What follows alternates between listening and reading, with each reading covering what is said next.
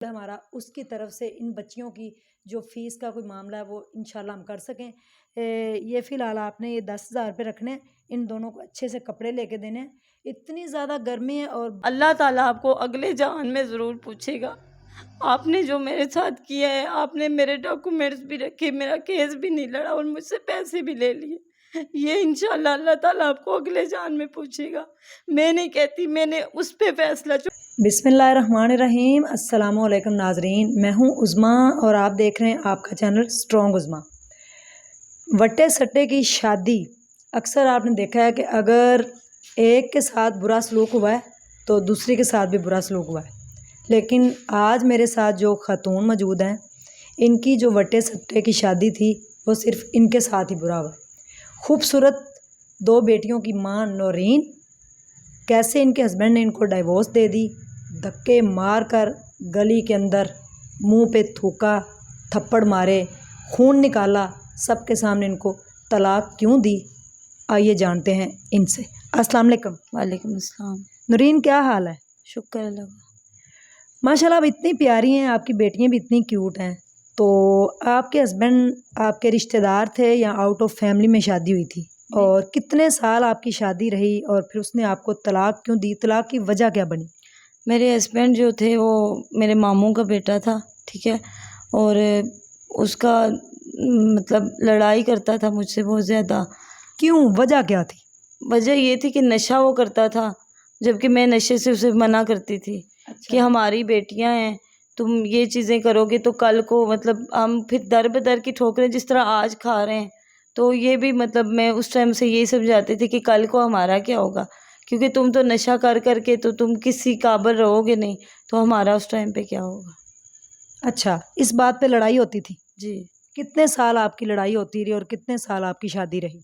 मेरी शादी 10 साल रही है और 10 साल में तकरीबन 1 साल ही हम लोग जो है वो सही रहे हैं, जब तक मुझे उसके नशे का पता नहीं था। उसके 1 साल बाद ही हमारी जो है वो, क्योंकि 1 साल के दौरान ही मुझे पता थोड़ा-थोड़ा चलना शुरू हो गया था। कुछ लोग भी मुझे आके बताया करते थे कि तुम्हारा शौहर इस तरह ये करता है, वो करता है, मगर मैं मानती नहीं थी इस चीज़ को। लेकिन जब मुझे उसकी जेब से ये चीज़ें मिली, नशे की चीज़ें, या उसके जब वो घर आता है इस तरह की उसके मुँह से जो स्मेल आती थी, तो उससे मुझे पता चल गया कि लोग सच ही कह रहे हैं। तो उन बातों से फिर हमारी लड़ाई शुरू हो गई। अच्छा, आपने अपना घर बचाने की बड़ी कोशिश की होगी एंड तक कि बेटियाँ हैं माशाल्लाह 2 तो घर मेरा बच जाए। लेकिन उसने आपको तलाक दी या आपने खुला लिया? उसने मुझे तलाक दी और मैं आखिरी टाइम तक भी, जब आखिरी जो जिरगा हुआ उस तक भी मैं घर अपना बचा ही रही थी। उस आपके तक आप मुज़फ़्फ़राबाद की रहने वाली हैं, वहाँ पे जिरगे होते हैं। जी। तो जिरगे में फ़ैसला नहीं हुआ था कि इसका घर बच जाए? क्योंकि आपके रिश्तेदार सारे बैठे होंगे, वो आपका रिश्तेदार भी था, मामू का बेटा। उसने जब मुझे तलाक दी तो उसने तलाक में गुंजाइश कोई छोड़ी नहीं थी। उसने सब लोगों के सामने, कम से कम 40 से 50 लोग गली में थे, जब उसने मेरे मुँह पे थूका, उसकी उसने मारा, उसकी माँ ने, उसकी बहन ने मार के गली में सबके सामने ही इतना मुझे मारा था कि मुझे खून की उल्टियाँ हुई थी सबके सामने ही, ठीक है? और मेरे मुँह पे थूक के उसी टाइम उसने मुझे तलाक दी। उसके बाद कोई गुंजाइश ही नहीं रहती थी कि मैं किसी जिरगे में उसको कहूँ। लेकिन फिर भी ये था कि मैंने मतलब ये कोशिश ज़रूर की है कि कहीं से कोई अगर बनती हो सूरत, तो मैं अपनी बेटियों को इस इतनी ज़लालत के बाद जो उसने मेरे साथ किया, इतनी ज़लालत के बाद भी मैं यही चाहती थी कि मैं अपनी बेटियों के साथ वहाँ ही रहूँ। अपने हस्बैंड के घर पे? जी, अच्छा। यही फिर चाहती उसके थी। बाद बच्चियों को उसने रोका नहीं कि बच्चियाँ मैं आपको नहीं दूँगा या बच्चियाँ आपने बाप को नहीं दी और आप वहाँ से आईं? बच्चियाँ पहले तो उसने जब मुझे घर से जिस टाइम 5-6 बजे निकाला, उस टाइम उसने मुझसे बच्चे ले लिए थे। ठीक है? बाद में उसकी माँ ने कहा कि तुम तो काम पे चले जाते हो, दुकान उसकी थी। तुम तो काम पे चले जाते हो, इनको कौन सँभालेगा? मैं तो नहीं सँभालती, क्योंकि मेरी जो छोटी बेटी है अभी बहुत ही छोटी थी उस टाइम पे। हुँ। आज से त आज अभी ये 5 साल की है, तो उस टाइम ये तकरीबन 2 साल की थी। 3 मतलब साल हो गए आपकी तलाक जी, को। 3 साल हो गए। तो बिल्कुल सँभालने के लायक थी, मतलब ये छोटी जो थी। दूसरी तो चलो बड़ी थी, समझदार थी। ये बिल्कुल सँभालने के काबिल थी। तो उसकी माँ ने उसे जवाब दे दिया कि मैं तो नहीं सँभालूँगी। अभी वो इधर ही भाई के घर है, भाभी के घर है, तो तुम उसे पकड़ा दो बच्चे, तो वो लेके जाए, वरना मैंने नहीं सँभालने। उसने गेट में से नंगे पाँव बच्चों को निकाल दिया कि ठीक है तुम लोग जाओ अपनी माँ की तरफ। तो ये अकेले आपके साथ आए? अकेले आए, मतलब वहाँ से फिर मुझे मेरी भाई ने ही गाड़ी पे बिठाया। भाई तो खुद साथ नहीं आए थे, लेकिन भाई ने मुझे गाड़ी पे बिठाया, फिर मैं अम्मी लोगों के पास चली। कितने 3 साल हो गए हैं, 3 सालों से आप दर-ब-दर की ठोकरें खा रही हैं। कोई फ़ैसला नहीं हुआ, आपने कोर्ट में केस किया? मैं 3 सालों से दर-बदर की ठोकरें खा के, वकील वकील को पैसे दे के भी मेरी किसी ने नहीं सुनी, कोई फ़ैसला। इसीलिए तो मैं कहती हूँ कि दुनिया में हर किसी के फ़ैसले होते हैं। मेरा इतनी कौन-सी मुश्किल बात है कि मेरा ही फ़ैसला नहीं हो रहा है। मेरे ओरिजिनल डॉक्यूमेंट्स जो थे वो भी वकील ने रख दिए। वो कहता है मुझे तुम 10,000 दोगी, मेरे पास रिकॉर्डिंग भी पड़ी हुई है। कहता है 10,000 दोगी तो मैं दूँगा तुम्हें। ये कहाँ का इंसाफ़ है? वो मेरी चीज़ है। मैंने तुम्हें 20,000 दिए हैं, तुमने केस नहीं लड़ा, अब तुम मेरे ओरिजिनल डॉक्यूमेंट्स तो मुझे दे दो। वो तो मेरी चीज़ है ना, तुमने केस नहीं लड़ा, वो अल्लाह के यहाँ तुमने जवाब देना है कि तुमने अगर इन छोटे-छोटे मासूमों का हक खा लिया है, वो तुमने जवाब देना है। क्योंकि वो सब्ज़ से कलर की टोपी पहन के इस तरह का वो गेटअप बना के कोर्ट में वो फिरता है, ठीक है? अगर इस तरह का बंदा, इतना मैंने उस पे यकीन किया था, इतना यकीन करके मैं उसके पास गई थी कि इसकी मैंने सब्ज़ टोपी देखी, मैंने उसकी इतनी-इतनी दाढ़ी देखी। मैंने कहा ये तो ज़रूर मेरे साथ इंसाफ़ करवाएगा, लेकिन उसने भी मेरे साथ इस तरह किया। पहले वो मुझे बेटा-बेटा कहता था, जब पैसे अभी नहीं लिए थे, थोड़े लिए थे, 5-6 हज़ार लिया था। जब 20,000 हुआ, मैंने अपने केस की बात की उससे कि केस तो मेरा 8 महीने हो गए, मैं आप मुझे रोज़ कहते हो, हर मतलब कि हफ़्ते बाद कहते हो कि आपकी तारीख़ है, आप आ जाएँ। आज तक ना मैंने जज की शक्ल देखी है। मैं वो कैंटीन सी एक कोर्ट की बनी हुई है, उस कैंटीन से आगे मैं नहीं गई हूँ। बस उस कैंटीन तक गई हूँ। अल्लाह जाने फिर जज कहाँ बैठता है, इस चीज़ का मुझे नहीं पता कि जज कहाँ बैठता है। उस कैंटीन तक मैं गई हूँ, उसके आगे वो बंदा, मेरा हस्बैंड, आज तक एक दफ़ा भी नहीं आया कोर्ट। मैं जब भी गई उस कैंटीन में गई, उस बाबे ने वहाँ पे बैठ के, वही जो वकील था, उसने वहाँ पे बैठ के मुझे कहा कि आप अच्छा 3,000 दे दें, मैंने आगे जो है पता नहीं प्रोसेस करना है, ये करना है वो। पैसे वहाँ पे ही लेता था, लेके मुझे वापस भेज देता था। इसी तरह करता रहा। आखिर 8 महीने जब गुज़रे, इस महीने मैंने उसे पूछा, मैंने कहा 20,000 तो आप ले चुके हैं, अब आपका आगे मेरे पास 10,000 रुपये बचते हैं, आज तक वो बंदा नहीं आया, ना मुझे आपने किसी जज से हुँ। मिलवाया है। तो क्या मतलब कि ये कौन, मेरा केस है किस जगह पे, वो मुझे तो कहता है कि उस टाइम, पहले बेटा कहता है, उस टाइम मैडम पे आ गया। मुझे कहता है मैडम, आप का केस अब 10,000 जो रहते हैं वो भी मुझे दें, तो आपका केस हो जाएगा। मैंने कहा वो मैं दूँ, पहले मुझे 20,000 का तो बताएँ जो मेरा आपने लड़ा है केस, कितना सा लड़ा है, मुझे कोई चीज़ तो दिखाएँ। तो कहता है कि आपको आपको अगर ज़्यादा मतलब ये चीज़ें पता हैं तो आप ना जाके किसी और से केस अपना करवाएँ। मैंने कहा पैसे मैंने आपको दिए हुए हैं, आप मुझे पैसे वापस कर दें, मैं किसी और को दूँ, फिर मैं उससे केस करवाऊँ। पैसे कहता है अभी पैसे मैं कहाँ से दूँ, आपने 10,000 मेरा और देना है, वो मुझे दें। फिर मैंने कहा अच्छा ठीक है, आप पैसे रख लें। आप मुझे ना मेरा ओरिजिनल जो है निकाहनामा, तलाकनामा, बच्चों के बर्थ सर्टिफ़िकेट, ये ओरिजिनल आपने मुझसे लिए हुए हैं, ये मुझे दे दें आप। मैं चले उनको अपने पास तो रखूँ, चलो मैं नहीं करती हूँ आपसे केस, कोई भी कुछ भी नहीं है। मुझे कहता है आपकी तरफ ना 10,000 मेरा रहता है। केस ना लड़ने के बावजूद 10,000 मेरा रहता है, वो मुझे दें तो मैं आपके ओरिजिनल डॉक्यूमेंट्स आपको दूँगा। अच्छा, अभी तक आपका केस कहीं भी सॉल्व नहीं हुआ, आप मीडिया पे क्यों आई हैं? मीडिया पे मैं इसीलिए आई हूँ कि मीडिया के थ्रू ही मुझे बताएं, कोई बंदा है अगर पाकिस्तान में, कोई सुनने वाला है किसी गरीब की, किसी की, अगर मैं, मुझे कोई पता नहीं है किसी चीज़ का, अदालतें क्या चीज़ें हैं।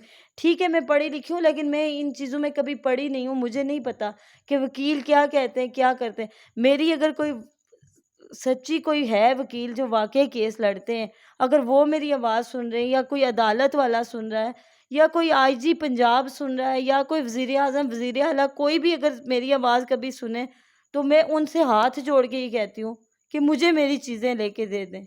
मैं किसी से भीख नहीं माँगती हूँ, किसी को मैं नहीं कहती हूँ मेरी कोई हेल्प करे। मेरा हक मेहर मुझे लेके दे दें। मेरे बच्चों का जो भी हक है वो मुझे लेके दे दें। मैं सबसे सिर्फ़ यही कहती हूँ, मैं किसी से और कुछ नहीं माँगती। बच्चे स्कूल जाते हैं, जी, बच्चे स्कूल जाते आप जॉब कहाँ करती हैं? हैं। मैं इधर ही लाहौर में ही जॉब करती हूँ। अच्छा, क्या जॉब करती हैं? कितनी सैलरी है आपकी? तकरीबन मेरी 20 से 22 हज़ार सैलरी है। आपको सिलाई आती है? नहीं, सिलाई मुझे नहीं। कोई भी स्किल नहीं आती, कोई पार्लर का, सिलाई का, कंप्यूटर कोर्स कुछ? नहीं, इस तरह का मैंने पहले नहीं किया, मतलब कि कोर्स कोई किया ही नहीं था। बच्चों को घर में कौन सँभालता है? आप जॉब पे जाती हैं और ये स्कूल जाती हैं तो इनके अखराजात सारे आप कैसे करती हैं? घर भी आपका रेंट पे। मेरी अम्मी बच्चों को सँभालती हैं और मेरे 3 भाई हैं, तीनों शादीशुदा हैं, उनके अपने बच्चे हैं, मगर ये है कि वो भाइयों ने 3 साल से जो है मेरा मतलब कि थोड़ा-थोड़ा तीनों करके मेरे साथ जो सपोर्ट करते हैं वो। जी। जी नाज़रीन, अगर कोई वकील, कोई जज, कोई पुलिस वाला या कोई अच्छा बंदा ये वीडियो देख रहा है तो इस मसले का सलूशन निकालें। आपकी जो नंद है, सॉरी जो आपकी भाभी है, उसको भी डिवोर्स हो गई है। उसको डिवोर्स हो रही थी, ये जब जिरगा आखिरी वाला हुआ था ना, जब मैंने वो जिसका मैंने ज़िक्र पहले किया, उस जिरगे में उसको डिवोर्स हो रही थी। लेकिन उसकी डिवोर्स उस टाइम मैंने ही नहीं होने दी। मैंने अपने भाई को खुद ही मना किया है और ये कोई मैं ये अच्छा बनने के लिए अभी नहीं कह रही हूँ, मैं कसम भी खाती हूँ कि उसको मैंने ही मना किया। मैंने अपने सारे जो मेरे बड़े-बड़े बुज़ुर्ग थे, मैंने सबको यही कहा। मैंने कहा इस तरह ना करिएगा। मेरी किस्मत मेरी थी, उसकी किस्मत उसकी है। जी, ये तो आपने बहुत अच्छा काम किया कि उनका घर नहीं टूटा। इनकी जो भाभी हैं वो वट्टे-सट्टे की जैसे शादी थी लेकिन इन्होंने उनका घर नहीं उजड़ने दिया। जैसा मैंने पहले बात की कि अगर कोई ये वीडियो देख रहा है तो प्लीज़ वो मेरे से कॉन्टैक्ट करे, क्योंकि इनसे जो भी कॉन्टैक्ट करता है लोग गलत बातें इनको करते हैं, गलत फ़ोन करते हैं।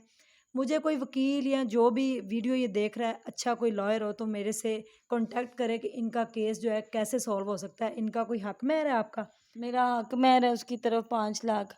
मेरा जहेज़ सारा उसके घर में है। जिस जहेज़ पे उसने अब आके दूसरी को बिठाया हुआ है, वो सारा सामान वो मेरा है।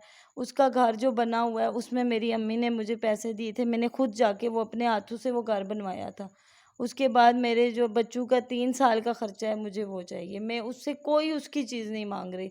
मेरा जो अपनी चीज़ें हैं, मैं सिर्फ़ उससे वही माँग रही हूँ। जी, तो कोई भी अगर ये वीडियो देख रहा है, एक तो सवाब की नीयत से वो इस वीडियो को शेयर कर दे ताकि जैसे फैसलाबाद की साइमा की वीडियो एक डॉक्टर साहब ने देखी थी और उनका इलाज स्टार्ट हो गया, तो सवाब की नीयत से किसी ने शेयर की तो डॉक्टर साहब की नज़र पड़ी तो वो उनका ट्रीटमेंट फ्री में करें। ऐसे ही कोई अगर नेक दिल जो इंसान है वो इन 2 खूबसूरत बच्चियों की अगर दुआ लेना चाहता है तो प्लीज़ वो मेरे से राब्ता करे।